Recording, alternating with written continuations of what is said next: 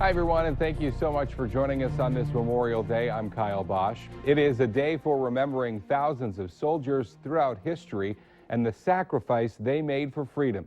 Several events were planned for Memorial Day in the Valley, and although rain did force some indoors, these folks stuck it out in the wet weather to honor the nation's fallen on the Veterans Memorial Bridge between Fargo and Moorhead.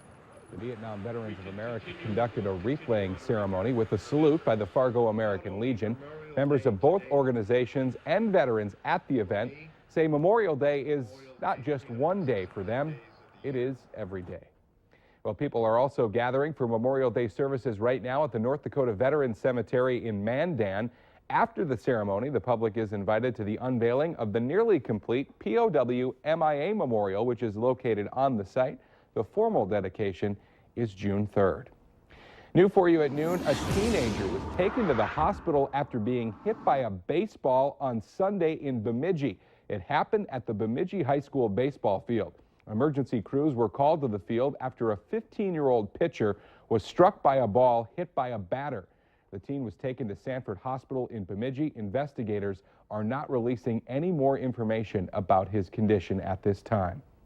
Well, the family of a Fargo man who was killed outside a bar are hosting a benefit next month to help the wife and 5 children he left behind.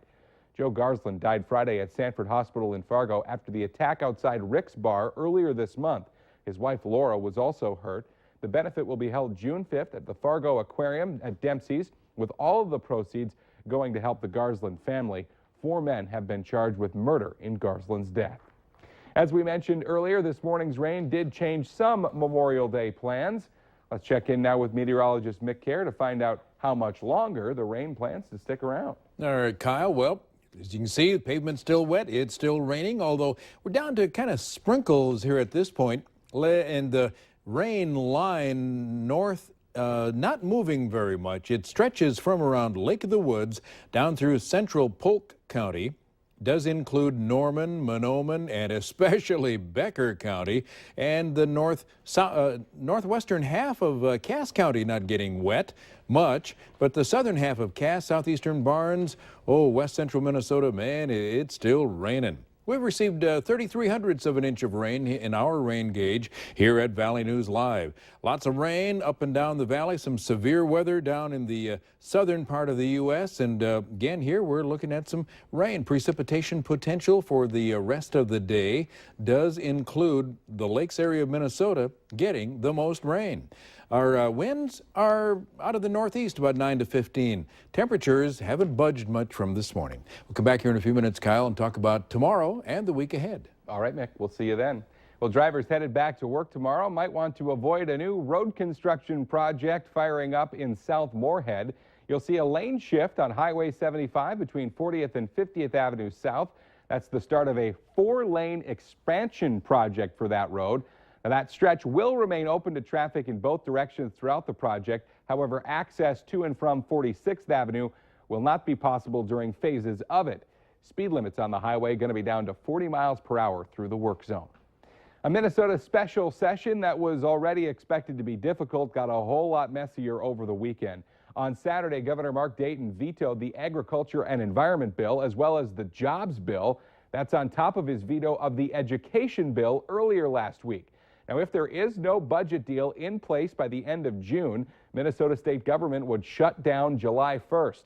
The state is already getting ready for that. Layoff notices will go out to 10,000 non-essential state workers next week. And without a deal, Minnesota State Parks will stop taking reservations June 15th. Dayton and Republican House Speaker Kurt Daudt will start meeting tomorrow to try and reach a compromise. A 41-year-old Grand Forks man was arrested for swimming in the Red River over the weekend, apparently trying to find a lost dog. Police were called out to a man in distress near Riverside Park yesterday afternoon. They say Bryant Peterson refused to come back to shore and at one point became aggressive toward police officers. He was eventually pulled to shore and arrested. Police say they saw no sign of the alleged dog. A scare on the National Mall on this Memorial Day weekend. A bomb squad safely detonated a pressure cooker found in a vehicle that was left unattended near the U.S. Capitol building yesterday. Streets in that area were blocked off while police searched the vehicle. However, the crowd at the annual Memorial Day concert nearby was informed that there wasn't a danger to them, and that event did continue without a hitch. The driver of the car was eventually arrested. At least 3 people are dead and 12 others missing after extreme flooding in Texas and Oklahoma. One of the hardest hit areas is in Hays County, Texas, northeast of San Antonio. The river there rose 26 feet in just 1 hour. 400 houses are estimated to be damaged or destroyed. Emergency officials say the missing are from families who had gathered for the long weekend and likely include children. Even more rain is expected in that area over the next 2 days, and flash flooding continues to be a threat. A former Minnesota Viking football player followed through on quite the promise he made to a Pelican Rapids teenager. This weekend, Randy Moss was on hand to give Cassie Spear her diploma as she graduated from high school. Spear met Moss at Vikings training camp when she was a toddler, and he kept in contact with her as she went through treatment for leukemia, a brain tumor, and when she lost her father in a car crash. As their friendship developed, Moss promised that he would be there when Spear graduated from high school, and he followed through on that this weekend. Great story there.